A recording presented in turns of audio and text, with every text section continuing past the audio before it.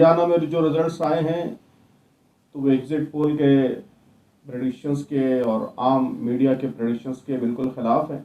यहाँ अपोजिशन को भी और रूलिंग पार्टी जिसके हक़ में लोगों ने मैंडेट दिया है, दोनों को अपनी जिम्मेदारियों को महसूस करना चाहिए। तो हम समझते हैं कि सेकुलर फोर्सेस के लिए और अपोजिशन फोर्सेस के लिए ये इंट्रोस्पेक्शन का और संजीदा जायजे का मौका है। ये गुज़िश्ता चंद महीनों में अचानक फिर ये लहर बहुत तेज़ हो गई है पूरे मुल्क में, और जगह जगह कम्युनल अटैक्स और हेट स्पीचेस, मजहबी मकामात, मसाजिद पर हमले, ये पैटर्न जगह जगह नज़र आ रहा है। हम समझते हैं कि ये पूरे मुल्क के लिए बहुत ही ख़तरनाक और बहुत ही हार्मफुल, बहुत ही नुकसानदेह सिचुएशन है। जगह जगह मस्जिदों पर जिस तरह हमले हो रहे हैं, यहाँ गुजरात में तो बाकायदा सरकार की तरफ से कई मस्जिदों को शहीद करने का, दरगाहों को शहीद करने का वाक़या पेश आया है। सुप्रीम कोर्ट के स्टे के बावजूद, सुप्रीम कोर्ट की सख्त रूलिंग के बावजूद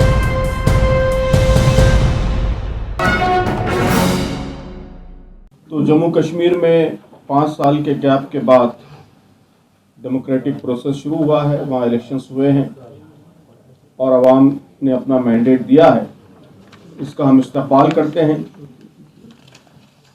और जिस तरह पीसफुल तरीके से इलेक्शंस यहाँ कंडक्ट हुए हैं, तो उससे मालूम होता है कि यहाँ सिचुएशन अब पूरी तरह पीसफुल है। तो इसलिए हम ये समझते हैं कि जल्द से जल्द यहाँ स्टेटहुड बहाल कर दी जानी चाहिए।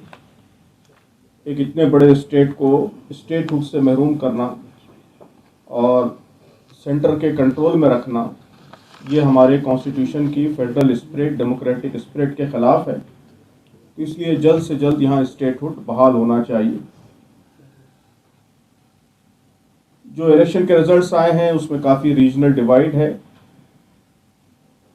जो वादी के लोग हैं, वैली के लोग हैं, उन्होंने नेशनल कॉन्फ्रेंस और कांग्रेस के हक़ में वोट दिया है, और जम्मू रीजन में ज़्यादा डोमिनेशन या ज़्यादा मैंडेट बीजेपी को मिला है।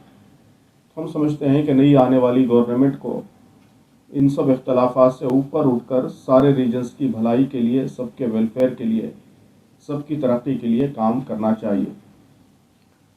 इसी तरह हरियाणा में जो रिजल्ट्स आए हैं तो वो एग्जिट पोल के प्रेडिक्शंस के और आम मीडिया के प्रेडिक्शंस के बिल्कुल ख़िलाफ़ है। तो हम समझते हैं कि यहाँ अपोजिशन को भी और रूलिंग पार्टी जिसके हक़ में लोगों ने मैंडेट दिया है, दोनों को अपनी जिम्मेदारियों को महसूस करना चाहिए। अगरचे बीजेपी के हक़ में लोगों ने राय दी है, लेकिन वोटिंग पैटर्न का डीप एनालिसिस करने से ये मालूम होता है कि लोगों ने अपनी मर्ज़ी भी ज़ाहिर कर दी है कि वो एम्प्लॉयमेंट को प्रेफर करते हैं, डेवलपमेंट को प्रेफर करते हैं, इंक्लूसिव डेवलपमेंट को प्रेफर करते हैं, सबको साथ लेकर आगे बढ़ना ये उनकी ख्वाहिश है। और divisive politics, communal politics, hatred, इन सबको वो पसंद नहीं करते। तो हम चाहते हैं कि नई गवर्नमेंट इस मैसेज को अच्छी तरह समझे और अपनी पॉलिसीज़ को इस हिसाब से मोल्ड करने की कोशिश करें। और जो अपोजिशन फोर्सेस हैं, सेकुलर फोर्सेस हैं, वो भी इस इलेक्शन के रिज़ल्ट की रोशनी में अपना इंट्रोस्पेक्शन करें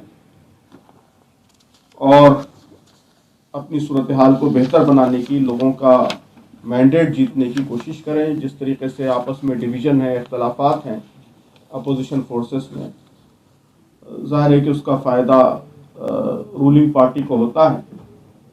तो हम समझते हैं कि सेकुलर फोर्सेस के लिए और अपोजिशन फोर्सेस के लिए ये इंट्रोस्पेक्शन का और संजीदा जायजे का मौका है। तो ये पहला हमारा टॉपिक था आज। दूसरा जो इम्पोर्टेंट टॉपिक है वो targeted violence against Muslims, their places of worship and derogatory remarks, blasphemy remarks. इस पर भी हमने तफसील से इस प्रेस नोट में बात की है।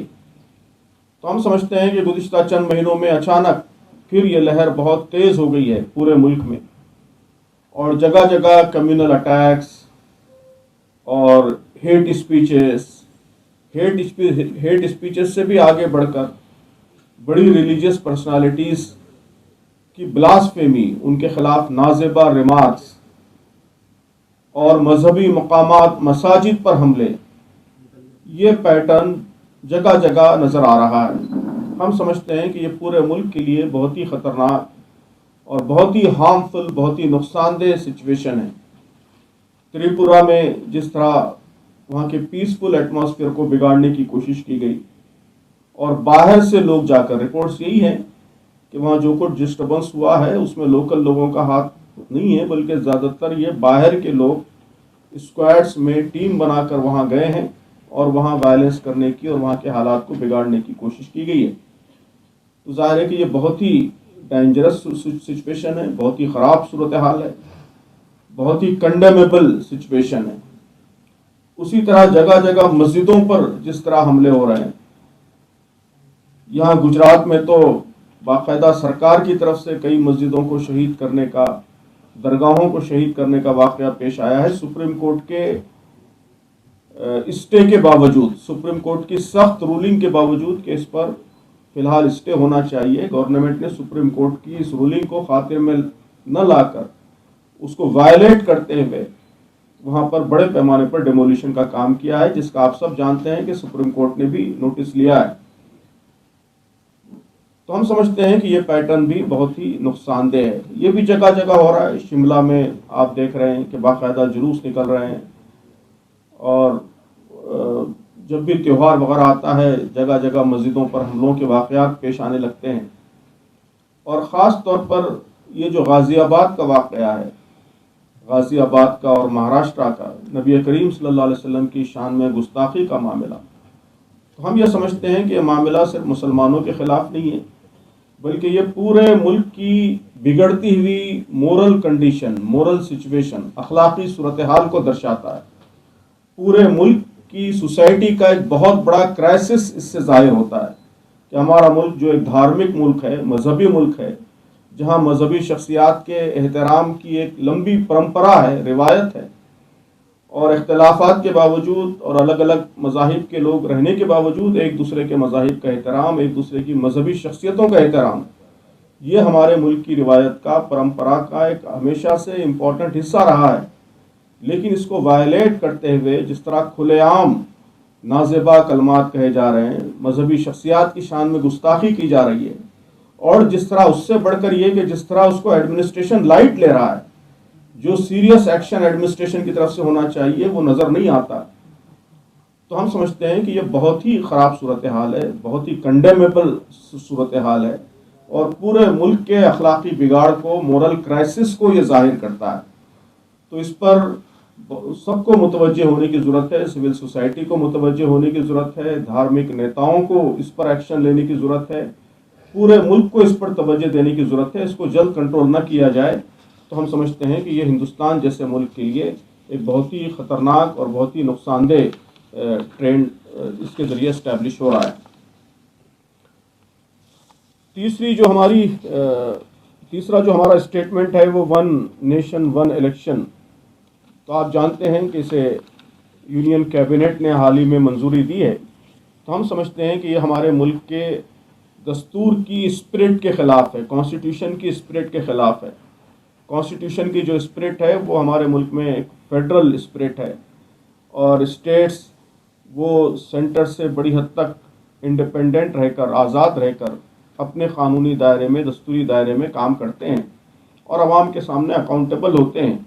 एक साथ इलेक्शन करने से एक तरफ ये फेडरल स्पिरिट मुतासर होती है, अकाउंटेबिलिटी मुतासर होती है कि अगर अलग अलग टाइम में अलग अलग इलेक्शंस हों तो आवाम को ये मौका मिलता है कि जब सेंट्रल इलेक्शंस हों तो सेंट्रल गवर्नमेंट की परफॉर्मेंस का जायज़ा लें, उसकी बुनियाद पर वोट दें, सेंटर को अकाउंटेबल बनाएं। जब स्टेट के इलेक्शंस हों तो स्टेट गवर्नमेंट को अकाउंटेबल बनाएं। तो एक साथ सारे इलेक्शंस ज़बरदस्ती थोपने से इस पूरी स्पिरिट पर असर पड़ता है, अकाउंटेबिलिटी पर असर पड़ता है। पता नहीं चलेगा आपको कि अवाम का मैंडेट ये सेंट्रल गवर्नमेंट के लिए है, स्टेट गवर्नमेंट के लिए है, किसकी परफॉर्मेंस पर अवाम ने क्या बात कही है। तो इलेक्शन का असल मकसद तो ये है कि अवाम अपने मैंडेट का इज़हार करते हैं, गवर्नमेंट को अप्रूव या रिजेक्ट करते हैं। तो ज़ाहिर है कि वो पूरी स्पिरिट इसके नतीजे में मुतासर होगी, और सबसे बढ़कर ये कि इसके नतीजे में मेजर कॉन्स्टिट्यूशनल अमेंडमेंट करने पड़ेंगे और कॉन्स्टिट्यूशन की पूरी स्पिरिट इससे मुतासिर होगी। इसलिए हम समझते हैं कि ये जो फैसला है वो फैसला सही नहीं है और इसको फौरी रिव्यू किया जाना चाहिए। अपोजिशन को भी इस पर सख्त आवाज़ उठानी चाहिए और जो हमारे मुल्क का तरीक़ा रहा है हमेशा से और जिसका प्रोविज़न खुद कॉन्स्टिट्यूशन में मौजूद है, उसी तरीक़े को जारी रहना चाहिए। और आखिरी जो चौथी प्रेस रिलीज़ है वो मिडल ईस्ट की सिचुएशन से मुताल्लिक़ है। आप देख रहे हैं कि इस वक्त मिडल ईस्ट की सिचुएशन बहुत ही वोलाटाइल, बहुत ही ख़तरनाक हो गई है और पूरे रीजन का, बल्कि अब तो पूरी दुनिया का पीस एट स्टेक है। पूरी दुनिया के पीस के लिए सिचुएशन ख़तरा बन चुकी है और इजराइल जिस तरह ज़ालिमाना तरीक़ों से, हठधर्मी के तरीक़ों से मनमानी कर रहा है, सारे इंटरनेशनल लॉज को वायलेट कर रहा है। इंटरनेशनल लॉज तो दूर की बात है, आम जो ह्यूमैनिटेरियन नॉर्म्स हैं, इस्टेब्लिश्ड ह्यूमैनिटेरियन नॉर्म्स हैं, उनका बड़े पैमाने पर वायलेशन कर रहा है। 40,000 से ज़्यादा लोग मारे जा चुके हैं, पूरा इलाका खंडर बन चुका है, टारगेटेड किलिंग्स हो रही हैं सिविलियंस की और रेजिस्टेंस मूवमेंट के लीडरों की, और कंट्रीज़ की सवर्निटी को चैलेंज किया जा रहा है।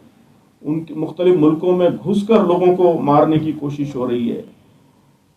जिन वेपन्स को और जिन तरीक़ों को इंटरनेशनल वॉर लॉज में सख्ती से मना किया गया है, जिस पर खुद इजराइल भी सिग्नेटरी है, तो उन सारे तरीक़ों को खुलेआम इस्तेमाल किया जा रहा है।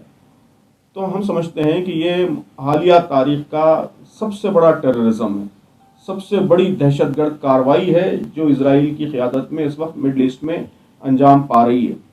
और सारे ह्यूमैनिटेरियन लॉज का, वॉर लॉज का रिसेंट हिस्ट्री में सबसे बड़ा वायलेशन है जो इस वक्त वहाँ हो रहा है।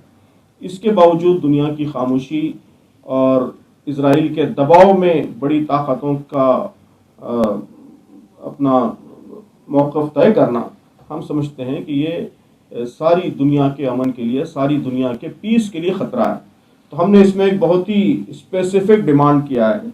हमने डिमांड किया है कि सिर्फ यूनाइटेड नेशंस वो कंडेमिनेशन और स्टेटमेंट्स तक अपने आप को महदूद ना रखे, बल्कि अब वक्त आ गया है कि सिक्योरिटी काउंसिल बाकायदा कोएलिशन फोर्स तश्कील दे और उसके ज़रिए यहाँ इस इलाके में अमन कायम करने की कोशिश करे और जो वार क्रिमिनल्स हैं उनको वार क्राइम्स की सज़ा दी जाए।